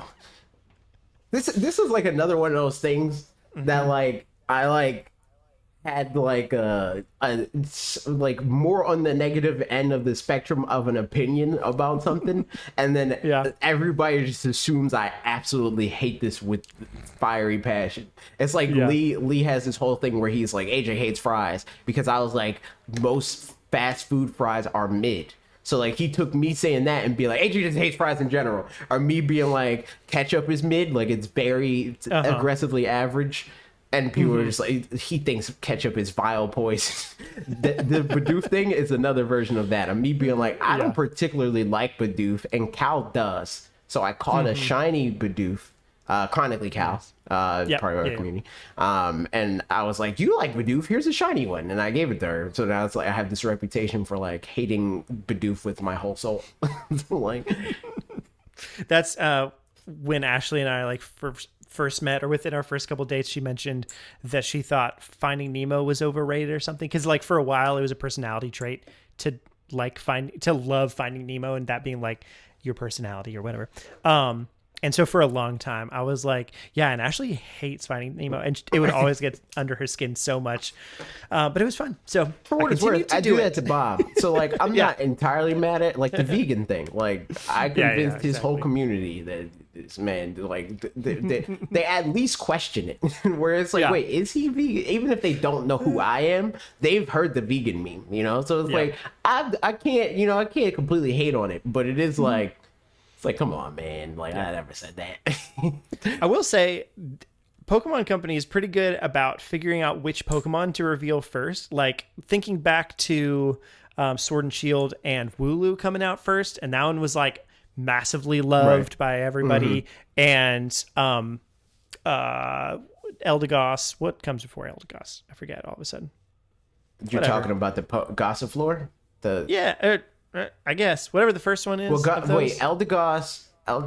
Is Eldegoss the first one? I think Gossiflor is the first one, and then it's Eldegoss. Oh, gotcha. Okay, cool. So that one, like similarly, people seem to like that one pretty well. And then also with this, I am here for Smoliv. That's a fact.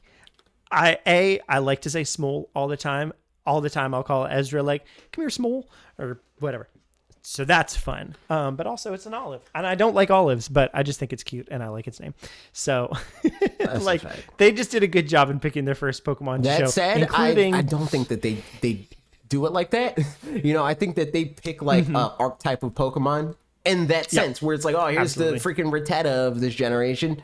And here's the Pikachu of this generation, and here's the Oddish, like that sort of thing. They just grab those and they're like, all right, let's reveal these, rather than like a focus group like, oh, they really like this kind. The focus group happens. Oh, no, totally. The focus group part of it happens when they make that like archetype.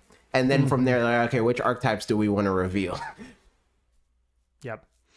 It's true. And I mean, I'm going to skip a question, but Justin specifically asked, can we talk about the state of Pikachu clones? I feel like they're just running on fumes at this point. That's true. See, I want to like I talked about this on the stream. I don't know if you were there, but I do want to do at some point Pikachu ranking clone of tier list. Yeah. And just preemptively plus on mine in F tier. They're going straight into F tier. Togedemaru might join them. I don't know yet.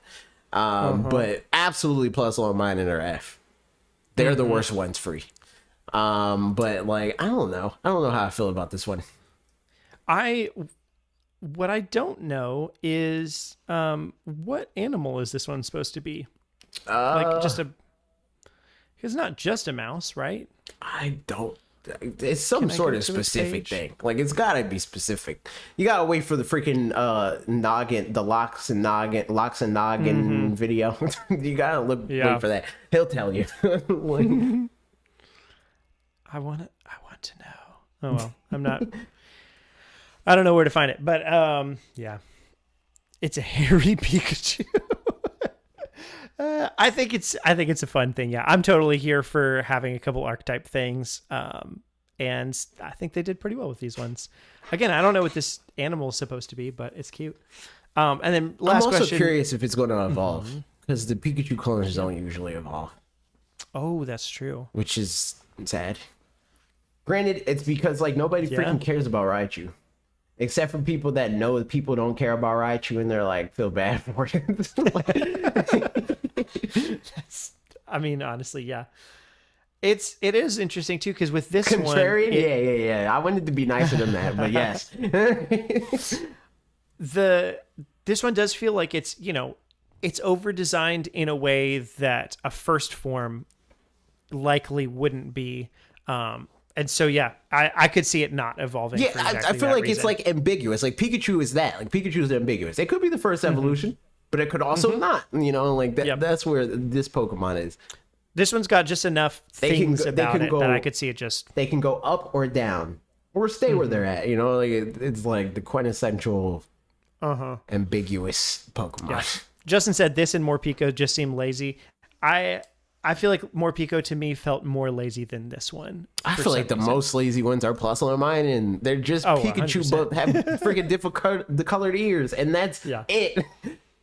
And it's like, it's not even, I take that back. It's not even just Pikachu. It's like the new, like ultra round Pikachu, like that, the modern one. Yep. That, like, instead of chonky. Yeah, exactly. And that makes it even worse, Pikachu. Man. That makes it even worse. Yep. And then last question, Megman asked, they have promised us good-looking multiplayer with the wild area before. Are your expectations bigger due to the open world adventure naming? They have not in this way. So yes, I do. I think that the multiplayer for this game will be a lot more involved, because like initially they just said, hey, here's this one multiplayer thing that you can do. They didn't say like, you can play in this vast open world with your friends. They said, here's this vast open world, and also there's this specific thing you can do. And then in the post release with DLC, they said, oh, here's another thing you could do with your friends. But here they're like, invite your friends into this big world, man. So I feel like there's going to be more stuff that you can do. Yep, makes sense. And that's all the questions we have for Pokemon. The question for us now is the rest of the podcast. We have a whole nother one to do, the Patreon podcast. Do we move some of these topics just into the Patreon podcast? Because they're not like, I don't know. We could do that. We could give just like our top level thoughts, just so you guys, everybody gets to know what our top level thoughts are. like surface level thoughts, and then we can expand on them in that podcast. Okay, so I think. next topic, Sonic Frontiers. I was gonna pull it up. I still think that this game looks not good. That's where my head's at. I think that like the most charitable read of this game is that it's hyper generic. And it's like the sort of thing that like they just Googled like fan-made Sonic game and then they tried to make that. Yep. They found like an Unreal Engine concept and they were like, we can do that. I almost took a screenshot at one point in the game, but I couldn't quite get, like, in motion, it looked more jarring than in the screenshot. Like, the screenshot kind of settled. But there was, Sonic is on top of a pillar, and there's these stones that are, like, so, you know, like, ray tracing and whatever, and very detailed. And then Sonic just looks like just blue Sonic, and no detail or whatever particularly from this particular angle. And it just looks like somebody just plopped a Sonic in there. Yeah, this game looks, the whole game looks like it's the Mario Odyssey, like Monster Hunter looking world. Like that's what this game looks like. Yep. Trev just said, and this is, I was about to say exactly this as well. Saw someone say, wow, Sega really did hire that man. And that summed it up. That's a fact. Yes, 100%. exactly. That's exactly what it is. And that man is not as good as you think he is. I promise you. Like this game, it's like everything, like all the stuff that like this game tries to become like open worldy is there's nothing Sonic about it. Like all the like puzzles and stuff. There's like, wait, I gotta walk slow now. Right. You know, like it's just. And for exactly those reasons, this will probably be my favorite Sonic game there's ever been. I think that you're not. I disagree. I think that, so here's what I think. The thing about this is like a lot of the stuff looks like, oh, this seems like it looks fun or whatever, right? Like it's a game that demos really well, but when you play it, all the seams show very well. It's like, oh yeah, it looks hype when Sonic's running through the freaking loop-de-loop or whatever, right? But if you don't press the exact angle of the analog stick that they want you to press, and if you press any other button, you're going to clip through the wall and then yeet across the stage. That is the thing that I don't think that anybody is going to like about this game. Like this, even like when you see certain gameplay elements of it, of like, oh, that puzzle looks neat. It's just because like Sonic is not specifically well suited for something like that. That like you know that they're going to want to have like momentum building. Like it is going to, so therefore it is probably going to be very annoying to do those moments where he's just walking because you're going to yeet at times when you don't want to yeet. I promise. Yeah. I see the writing on the wall. I think to me, like the big question really is kind of like with the Legends Arceus trailer from before, where we saw a lot of the elements in that. I mean, we knew more of the elements by that trailer than we do even in this one. But, well, I guess we are giving our whole thoughts on this pretty much because I'm not going to have much more to say than this. Yeah, no, I'm not going to have more. But that's fine. I don't know what the whole gameplay loop is because if it's just what we saw, which apparently it's not, but if it's just what we've seen so far, it is entirely a demo kind of experience that would be fun for a little bit, but just like feel pointless. And that's, you know, just what it is. And so I think it's just dependent on... even if this is nothing like actually really a Sonic game, and it's like it's just a place to explore, like for me, it doesn't necessarily mean it's going to be a game that I'm going to like much or even especially not love. But as far as within Sonic tier list of games, I don't enjoy other Sonic games, so this one would be at the top for me in that regard. See, but it's because it's not very Sonic. The thing about it is like I'm not necessarily mad at it not being a Sonic game. That's not where I'm coming from. What I'm saying is I don't think Sonic is well suited to this type of game, and they're not changing how Sonic controls. Sonic is not a different character. They're not like, oh, Sonic is not fast anymore. You know, like it's still Sonic, but plopped in the Breath of the Wild. And I think that that is going to control terribly. You know, like the concept sounds dope because Breath of the Wild is a dope game. So anything plus, but it's Breath of the Wild sounds sick. But once you put Sonic in that, it's going to control. I'm telling, like, it's like I would be so shocked if this game does not feel terrible to play. I would be floored if this does not feel terrible. They did a fantastic job if this game does not, and they're not doing a great job at demoing it, because even looking at the demo, I'm playing it right now on the stream, or on the screen for people that are watching. You know, if you're not watching video, it's on the video. All this stuff looks like they very meticulously went through it, and they're like, all right, so make sure that you tilt the stick just a little bit. You know, like I think once again, to the end of the trailer, like I was looking for that, like the same thing that I find fun in, like, I don't know, Tony Hawk or something, where it's like it feels there's a nice momentum going from one action into another, and towards the end of the trailer they do some of that where it's like, oh, you just blasting through and you go from this thing over to that thing, whatever. And depending on how well those things can connect when done without too much trouble, then I think like that's a win. But the beginning is like, truly watching the trailer feels really awkward, where he's just kind of walking around. At one point he like climbs a wall just to show that like he can climb, but then he just boosts anyway. Like that was a weird thing. So I don't know what's going on all there. This gameplay seems to do for me is confirm exactly what I thought. There's two speeds to this game. It's either you're going too slow or you're going too fast.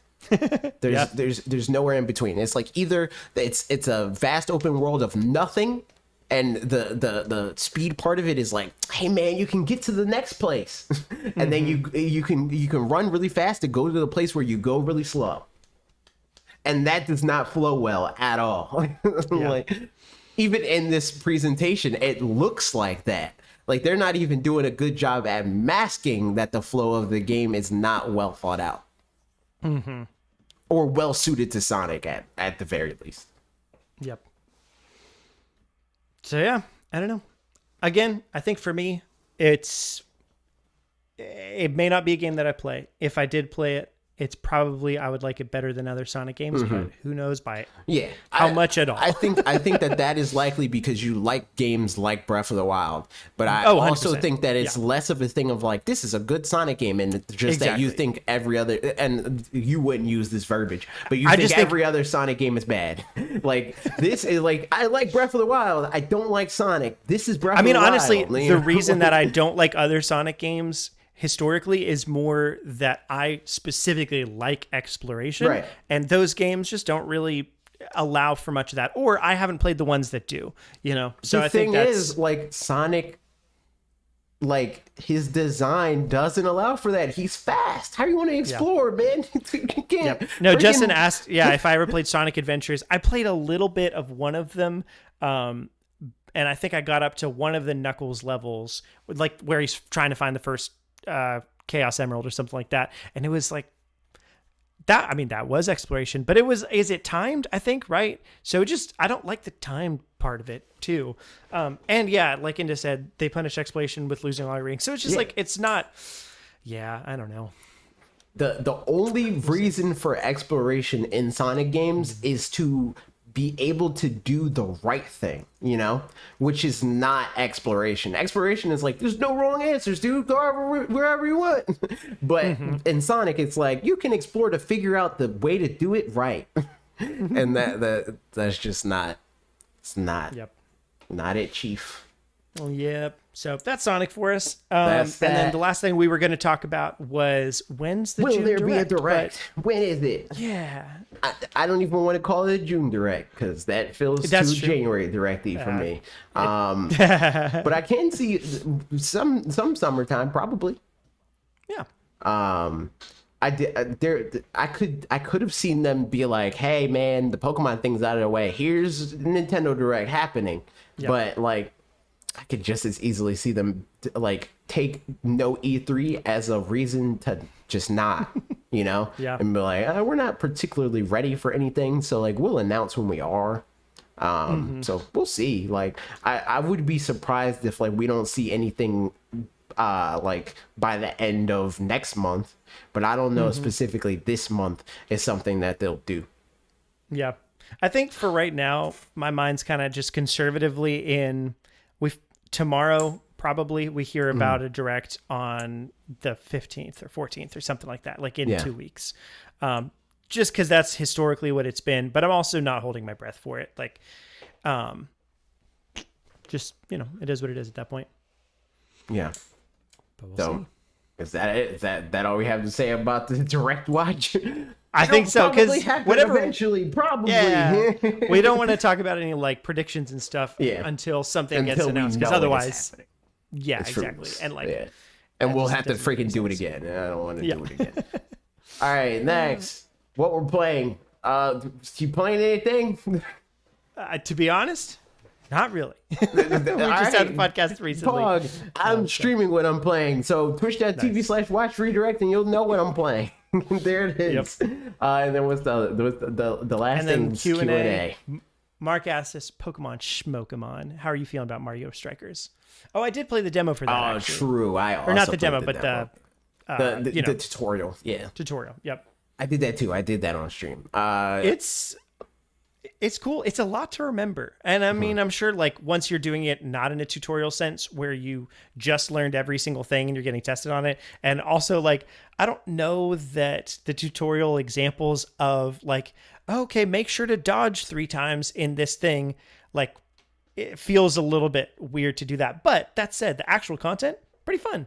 I had a good time with it. It gives me and it gives me fighter game vibes in the sense that like traditional fighters and most fighting games that are honestly not Smash Brothers, they do the like drills where it's like, here's a combo, do the combo.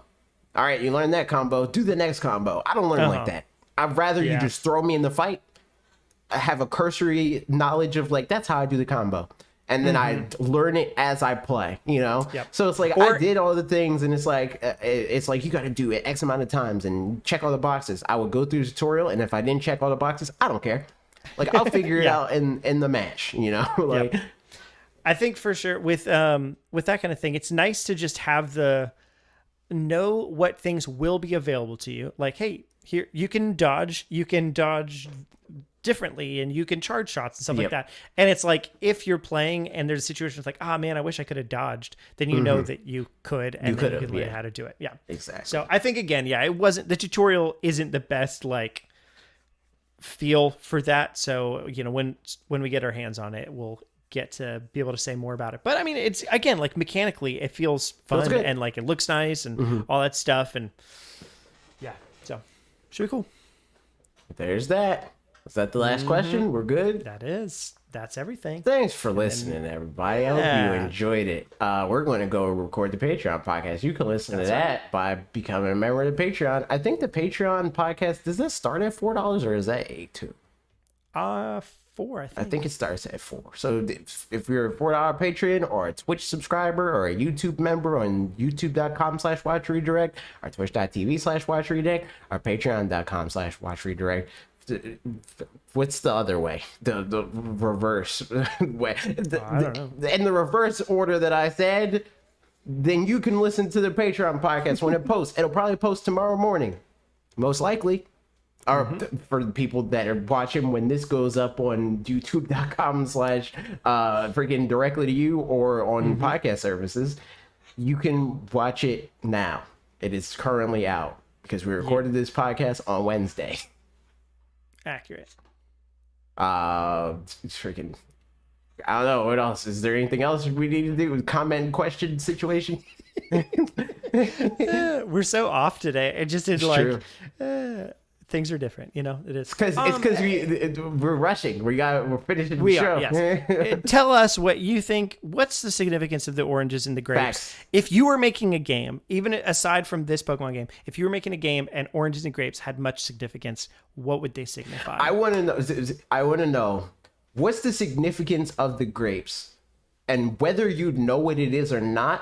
I want you to tell me what it is, like you know what it is, and of course. if make something up, totally. If you can, you know, really sell me on it. Have me like make a whole video about like that's it, it's Eureka, and then it's just wrong or just something you made up. Thanks for hanging out, everybody. Like, comment, subscribe. Goodbye.